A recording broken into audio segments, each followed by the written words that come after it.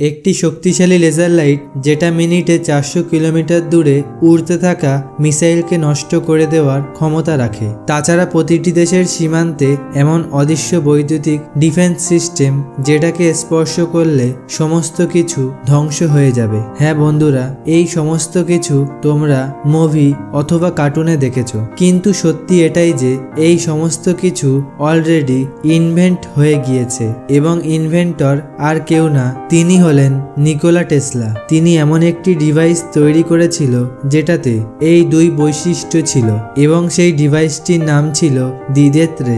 এমনকি তিনি এমন একটি ডিভাইস তৈরি করে ফেলেছিল যা ম্যানমেড ভূমিকম্প তৈরি করতে সক্ষম ছিল এবং সেই ডিভাইসটির আকার ছিল একটি ছোট মোবাইলের মতো, যেটা তার পকেটে সহজেই ফিট হয়ে যেত। এই ডিভাইসটা সম্পর্কে একটি গল্প রয়েছে।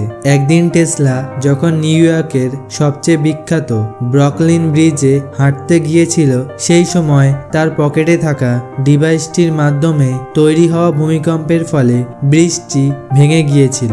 এই দুর্ঘটনা থেকে তোমরা এই ডিভাইসটির ক্ষমতা অনুমান করতে পারবে। তাহলে প্রশ্ন আসে যে এই ডিভাইসটিকে তিনি কিভাবে এবং কেন তৈরি করেছিল? ছোটবেলা থেকে নিকোলা টেসলা অন্যরকম মানুষ ছিল। তিনি বিভিন্ন ধরনের পরীক্ষা নিরীক্ষা করতে খুবই আগ্রহী ছিলেন এবং সেই কারণে শৈশবেই তিনি বিজ্ঞানের বড় বড় বই পড়ে শেষ করে ফেলে। যেখানে অন্য বাচ্চারা খেলাধুলা করত, সেখানে তার পড়াশোনার প্রতি বাড়তে থাকা ভালোবাসা তার মা বাবার কাছে গ্রহণযোগ্য ছিল না। টেসলাকে তারা নিজেদের মতো প্রিস্ট বানাতে চেয়েছিল। তার বাবা মা তাদের অসাবধানতার কারণে একটা ছেলেকে হারিয়েছিল এবং তারা এখন যা আছে তাকে কোনো মতে হারাতে চায় না। সেই কারণে তারা স্কুল শেষ করার সাথে সাথে টেসলাকে বাড়িতে নিয়ে আসে। টেসলা বাড়িতে আসতেই কলেরা রোগে আক্রান্ত হয়। এই অবস্থাতেও তার একটাই জেদ ছিল, তাকে যে কোনো অবস্থাতেই ইঞ্জিনিয়ারিং করতে দিতে হবে। এমন পরিস্থিতিতে তার বাবার সামনে দুটোই রাস্তা ছিল, একটি ছেলের মৃত্যু এবং অন্যটি তাকে ইঞ্জিনিয়ারিং করতে দেওয়া। টেসলার অবস্থার অবনতি দেখে তার বাবা দ্বিতীয় পথ অনুসরণ করে। অনুমতি দেওয়ার কিছুদিন পরেই টেসলা সম্পূর্ণ সুস্থ হয়ে যায়। এরপর তিনি অস্ট্রিয়ার একটি পলিটেকনিক ইনস্টিটিউটে ইলেকট্রিক্যাল ইঞ্জিনিয়ারিংয়ে ভর্তি হয়ে যান। ইঞ্জিনিয়ারিং শেষ হওয়ার পর তিনি তার এসি কারেন্টের ইনভেনশনকে নিয়ে যান থমাস এডিসনের কাছে, কিন্তু এডিসন তার এসি কারেন্টের কনসেপ্টকে সম্পূর্ণ প্রত্যাখ্যান করে দেয় এবং তাকে ডিসি কারেন্ট নিয়ে কাজ করার পরামর্শ দেয়। তার সাথে এটাও বলে দেয় যে এই কনসেপ্টটি ভবিষ্যতে চলবে না, কিন্তু টেসলা এই বিষয়ে মোটেও বিশ্বাসী ছিলেন না। সেই কারণে টেসলা এডিসনের কোম্পানি ছেড়ে নিজের কোম্পানি চালু করে, টেসলা ইলেকট্রিক কোম্পানি নামের। এই কোম্পানিটি সর্বপ্রথম প্রডিউস করে এসি কারেন্ট এবং টেসলা হয়ে যায় the father of AC current. এখান থেকে টেসলার জীবন একটা আলাদাই রূপ নেয়। এই সাফল্যের পর থেকে তিনি নতুন নতুন ইনভেনশন চালু করে দেয়। নতুন নতুন আবিষ্কারের ফলে তিনি অনেক সাফল্য তো পায়, কিন্তু তার ভিতরে চিন্তা চলতে থাকে। সে তার নিজের ভাইয়ের সাথে অনেক সংযুক্ত থাকত এবং দীর্ঘ সময় ধরে তার স্মৃতি তাকে সমস্যায় ফেলছিল, যার প্রত্যক্ষ প্রভাব তার আচরণে দেখা যেত। এমনকি তিনি মানুষের সাথে কথা বলাই বন্ধ করে দিয়েছিল। সে তার বন্ধুদের সাথেও কথা বলা বন্ধ করে দিয়েছিল এবং একা থাকতে পছন্দ করত।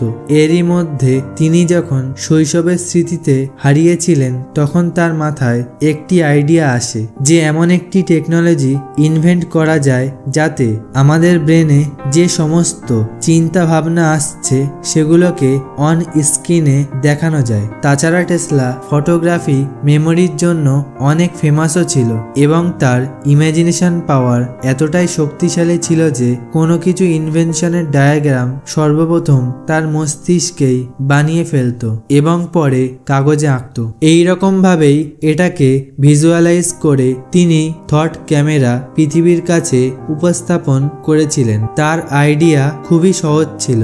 এতে হবে কি, আমরা মস্তিষ্কে যা কিছু ভাববো তার একটা ছবি আমাদের রেটিনাতে তৈরি হবে। তারপর একটি ডিভাইসের মাধ্যমে সেটাকে রিড করে কোন একটা পর্দায় দেখানো হবে। সাধারণভাবে সহজভাবে বলা যায় যে আমাদের চোখ একটি প্রজেক্টরের মতো কাজ করবে। তার এই কনসেপ্ট এবং আইডিয়া অনেক সিম্পল এবং ইউনিক তো ছিল, কিন্তু সেই সময় সে এটা জানতো না যে রেটিনাতে থটের ইমেজ তৈরি হয় কিনা। এই সব কিছু না জানার ফলে তিনি সেই সময় এটাকে তৈরি করতে পারেনি। কিন্তু বর্তমানে তার এই টেকনিকের উপর কিছু সায়েন্টিস্ট রিসার্চ করে এবং তারা সাফল্যও পায়। সায়েন্টিস্টরা এমন একটি যন্ত্র তৈরি করেছে যেখানে এআই এর সাহায্যে নিউরনের মুভমেন্টকে টেক্সটে কনভার্ট করা হচ্ছে, মানে থটকে পিকচারাইজ করা হচ্ছে। যাই হোক, এটাতে এখনো রিসার্চ এবং ডেভেলপমেন্ট চলছে। যদিও নিকোলাস এই ডিভাইসটিকে তৈরি করতে পারেনি, তবে সে আশা করেছিল কোনো না কোনো সময় এটাকে কেউ তৈরি করে ফেলবে। সেই কারণে তিনি ইলেকট্রিসিটির উপর রিসার্চ কন্টিনিউয়াসলি চালাতে থাকে। তিনি ইলেকট্রিসিটি তো তৈরি করে ফেলেছিলেন, কিন্তু সেটাকে বাড়িতে বাড়িতে পৌঁছানোর জন্য একটি ডিভাইসের সন্ধান ছিল, এমন ডিভাইস যেটা ছোট এবং অনেক শক্তিশালী হয়। অবশেষে তিনি এমন একটি ডিভাইস তৈরি করে ফেলেন যেটি দ্রবণের সাহায্যে ইলেকট্রিক কারেন্ট ট্রান্সফার করত এবং সেই ডিভাইসটির নাম রাখা হয় স্টিম পাওয়ার্ড অক্সিলেটর। কিন্তু এই ইলেকট্রিসিটি অক্সিলেটর আর্থকুইক মেশিনে পরিণত হয়। তিনি লক্ষ্য করেছিলেন যে কোনো সিস্টেমে পার্টিকুলার ফ্রিকোয়েন্সিতে কারেন্ট ফ্লো হয়। সেই কারণে তিনি এমন একটি অক্সিলেটর তৈরি করেন যেটা অক্সিলেট করে আলাদা আলাদা ফ্রিকোয়েন্সিকে জেনারেট করবে, এবং যখনই এর মধ্যে কোনো একটি ফ্রিকোয়েন্সি সিস্টেম কারেন্টের ফ্রিকোয়েন্সির সাথে ম্যাচ হবে তখনই সিস্টেমে কারেন্ট ফ্লো হওয়া শুরু হয়ে যাবে। কিন্তু যখনই তিনি এই সিস্টেমটিকে চালু করেন তখনই তার বিল্ডিং কাঁপতে শুরু করে। মনে হচ্ছিল যেন ভূমিকম্প হচ্ছে। এমনটা কেন হয়েছিল এটা এক্সাম্পলের মাধ্যমে জানা যাক। তোমরা ওপেরা সিঙ্গারদের কাঁচের গ্লাস ভাঙতে তো দেখেছো। আসলে যখন সিঙ্গার গান গাইতে শুরু করে তখন তার হাই পিচ সিঙ্গিং এর জন্য কাঁচের গ্লাস ভাইব্রেট হওয়া শুরু করে। পিচ বাড়ার সাথে সাথে গ্লাসগুলো ভাঙতে শুরু করে। ঠিক এই রকম টেসলার অক্সিলেটরের সাথে হয়েছিল। অক্সিলেটরের অ্যাম্প্লিটিউড এতটাই বেড়ে গিয়েছিল যে তার ফ্রিকোয়েন্সি বিল্ডিং এর ন্যাচারাল ফ্রিকোয়েন্সির সাথে ম্যাচ হয়ে গিয়েছিল।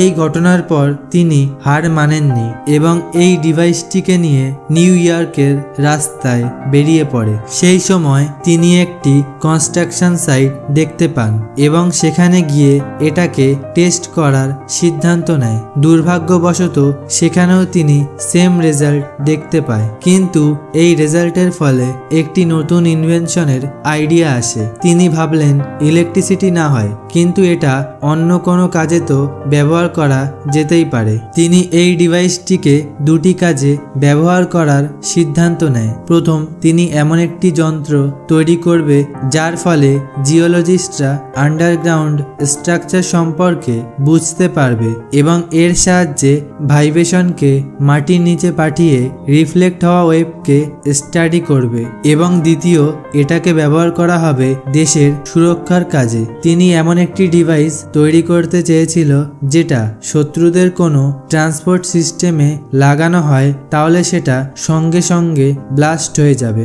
আসলে নিকোলা টেসলা সেই সময়ের মানুষ ছিলেন যখন তিনি ওয়ার্ল্ড ওয়ার 1, ওয়ার্ল্ড ওয়ার 2 দেখেছিলেন এবং এই ওয়ারের সময় তিনি 120 মিলিয়নেরও বেশি মানুষকে মারা যেতে দেখেছিলেন। সেই সময় তো সে বেশি কিছু করতে পারেনি, কিন্তু তিনি ভেবেছিলেন এমন কিছু করবেন যাতে এই ধরনের যুদ্ধ ভবিষ্যতে না হয়। সেই কারণে তিনি এমন দুটি ডিভাইস তৈরি করেন যার সাহায্যে কিছু সময়ের মধ্যেই যুদ্ধকে থামানো যাবে। প্রথমটি ছিল আর্টিফিশিয়াল টাইড ওয়েভ, দ্বিতীয় ডেথ রে। সবার প্রথমে কথা বলা যাক আর্টিফিশিয়াল টাইড ওয়েভের সম্পর্কে। এটা এক ধরনের ডিভাইস ছিল যার মধ্যে পারমাণবিক বোমার মতো এনার্জি ছিল।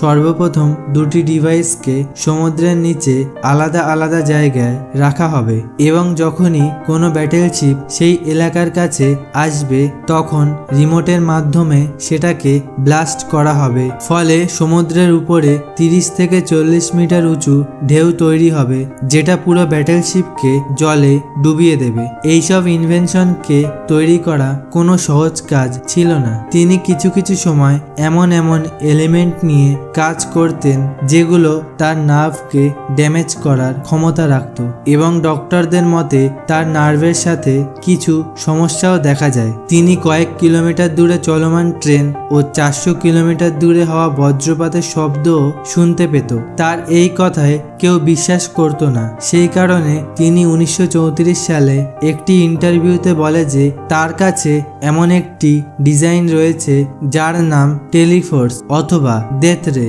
যার সাহায্যে 400 কিলোমিটার দূরে কোনো কিছুকে ধ্বংস করা যাবে এবং যে কোনো কান্ট্রির বর্ডারে এমন একটি ইলেকট্রিক ডিফেন্স প্রস্তুত করা যাবে যেটাকে যদি কেউ ক্রস করে তাহলে সেখানে সেটি ধ্বংস হয়ে যাবে। তার এইসব কথা আগের মতোই বানানো গল্প ভাবে সবাই। সেই কারণে তিনি যখন এই ডিভাইসগুলো নিয়ে আমেরিকা এবং রাশিয়ার কাছে যায় তখন তারা এগুলোকে ট্রাই না করেই রিজেক্ট করে দেয়। টেসলার মতে যে জিনিস সবার কাছে অসম্ভব লাগে সেটাকে তিনি অলরেডি তৈরি করে ফেলেছিল এবং খুব তাড়াতাড়ি সেটাকে সে লঞ্চ করবে। সবাই সেই সময়ের অপেক্ষায় ছিল যখন টেসলা এই সব কিছুই সম্ভব করে মানুষের সামনে তুলে ধরবে, কিন্তু সে তার ডিভাইস লঞ্চ করত তার আগে নিকোলা টেসলা নিউ ইয়র্কের হোটেলে রহস্যজনকভাবে মারা যায়। কিন্তু তার এই ডিভাইসগুলোর রহস্য তার সাথেই